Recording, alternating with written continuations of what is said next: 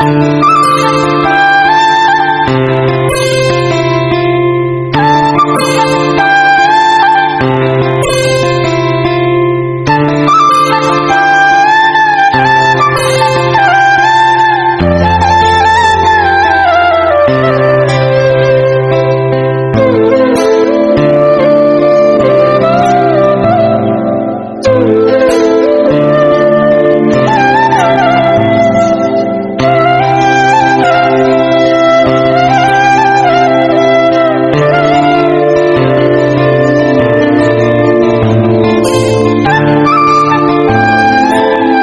वालेकुम आल विवार। उम्मीद करें सारे दोस्त बिरा ठीक हो सन। अल्लाह पाक तो रखे सलामत ते अल्हम्दुलिल्लाह अल्हम्दुलिल्लाह तुआरे दुआ नाल असां भी ठीक हैं। ते दोस्तों जितना भी सारे टाइगर दोस्त हैं शेर हैं जेड़े कि सारे नाल फुल सपोर्ट कीती पेन बई गाल कहनी हकीकत वीडियो सारी जुई वेंदी उत्ते उत्ते झप जिंदन ते छिक मरेंदन वीडियो को गोदा इवें हिम्मत कीती और मेहरबानी होसी।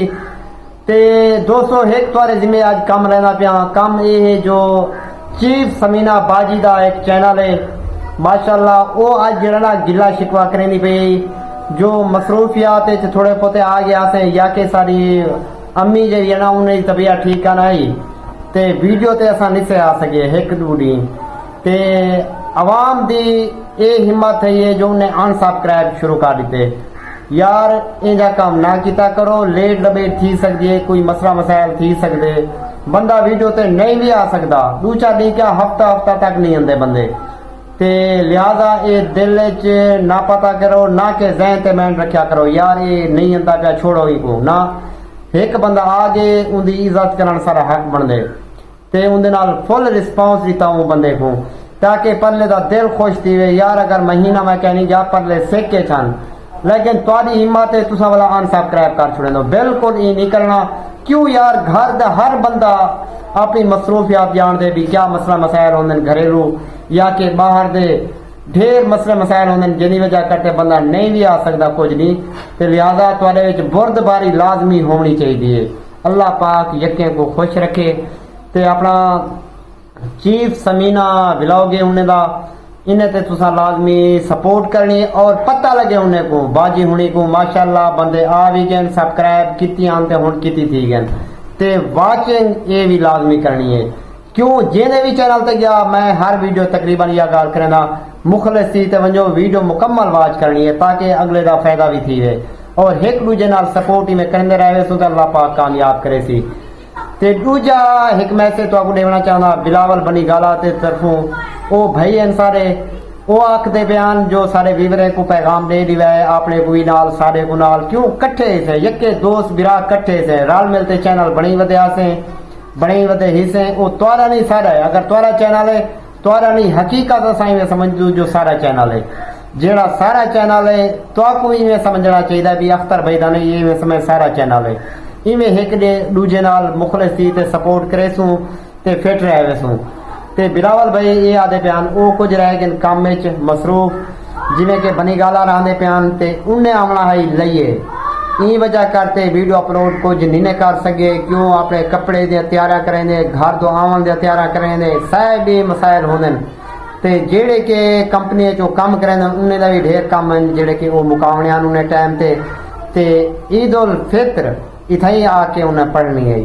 ते संगात वो आगे नहीं थी के ते उन्हें दा पैगाम है जरा देवना ही असा दे दीते अगू तेरा अल्लाह पाक तुहाको खुश रखे तुसा टेंशन बिल्कुल ही नहीं गिरनी। ते संगात आज मैं बैठा अपने कमरे दे जिवें के तुहाको नजर आंदा पिया सी कमरा नवा रंग शंग हाली कैंसे कराया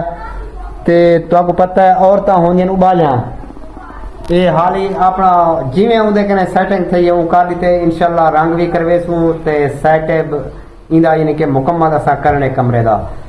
ते यार मेहरबानी है तुहारे नाल फुल सपोर्ट की पी सारे दिल को ढेग सारी खुशी थी है ते ढेग सारे आसा करें दुआई तुहाको ते अज दिल अदा पिया है जिमें माह रमजान अलविदा माह रमजान का महीना है ते अज दोस्ते को एक नात सुनवा दू छोटी जी एक शायद ओए सही अल्लाह सोहना है अल्लाह सोहने नू तू याद की रहे अल्लाह सोहना है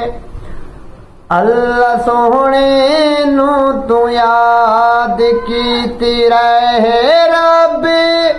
खुश थींद आका दा मिलाद कीती रहे अल्लाह सोहना है अल्लाह सोहने नू तू याद कीती रहे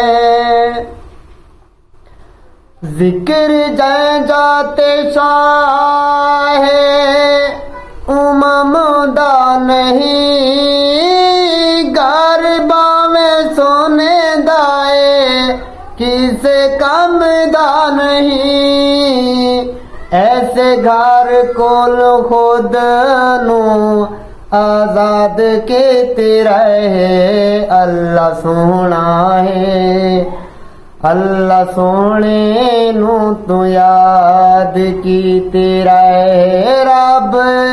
खुश थींद आका दा मिलाद कीती रहे अल्लाह सोहना है।